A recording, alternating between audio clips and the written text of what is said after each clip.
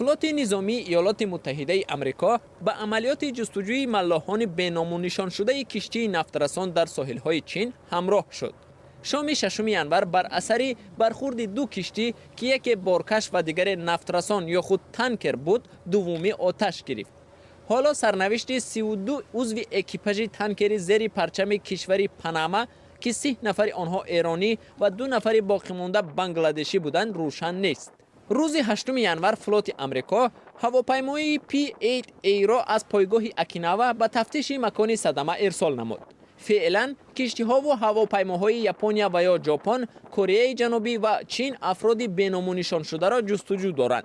وزارت نقلیات چین اطلاع داد که بعد برخورد کشتی‌ها در تخمیناً 300 کیلومتری ساحل چین، تانکر 274 متر آتش گرفت.